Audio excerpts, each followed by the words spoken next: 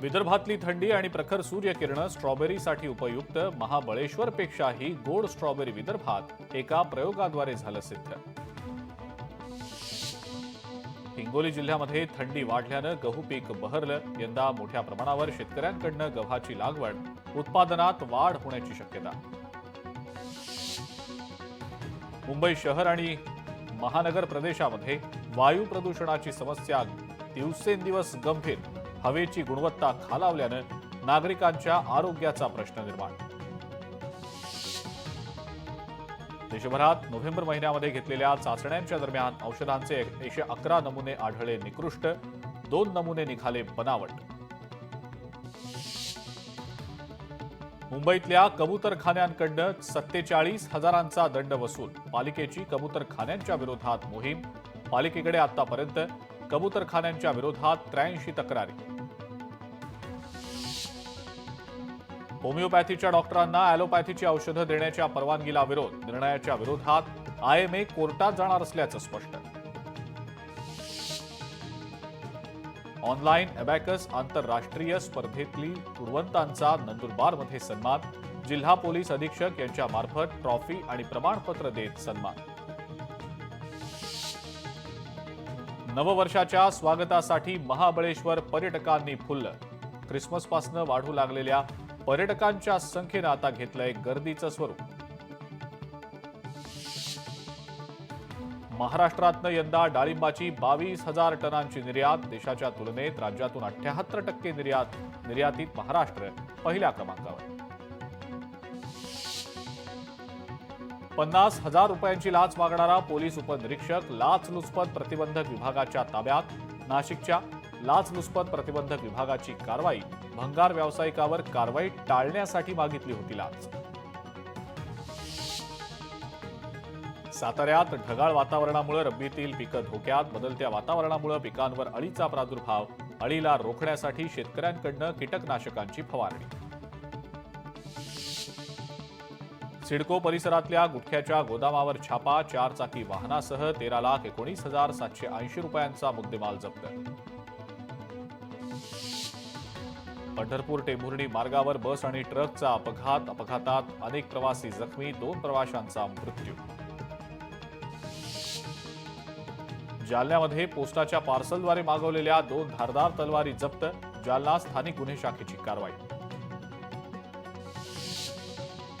साताऱ्यातल्या उंडाळे शेवाळवाडी रस्त्यावर भर दिवसा बिबट्याचा वावर. नागरिकांमध्ये भीतीचं वातावरण.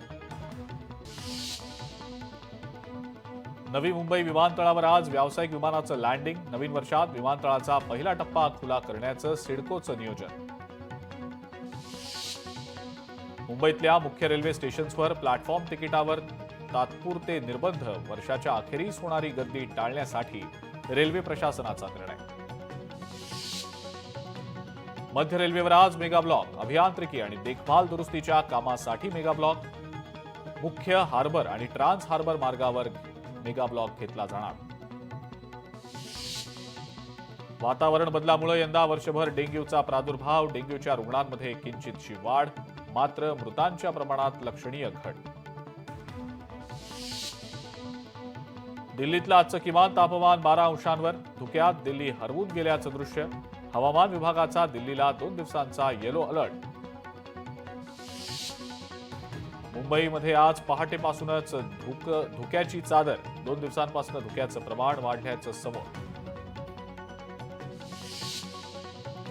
काश्मीर खोऱ्यात बर्फवृष्टीमुळे विमान आणि रेल्वे सेवेवर परिणाम.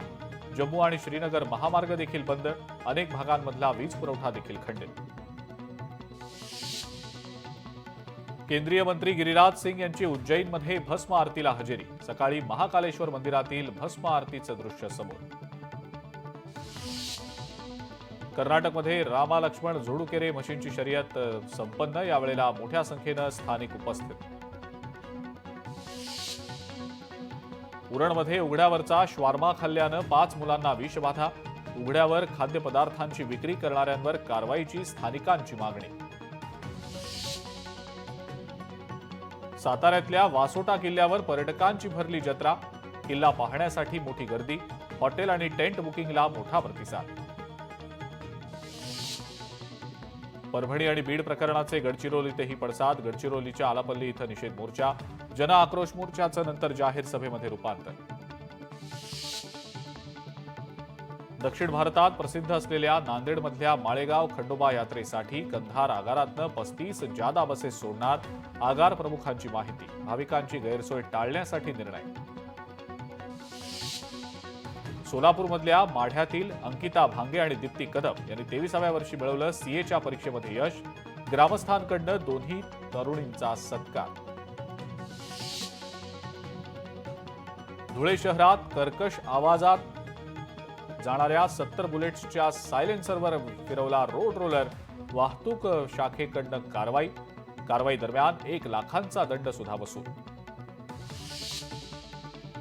संत तुकाराम महाराज वैकुंठ गमनाला 375 वर्ष पूर्ण. संगमनेरमध्ये यासाठी 15 एकर परिसरात भव्य दिव्य अखंड हरिनाम सप्ताह आणि संगीत गाथा पारायण सोहळा आयोजित.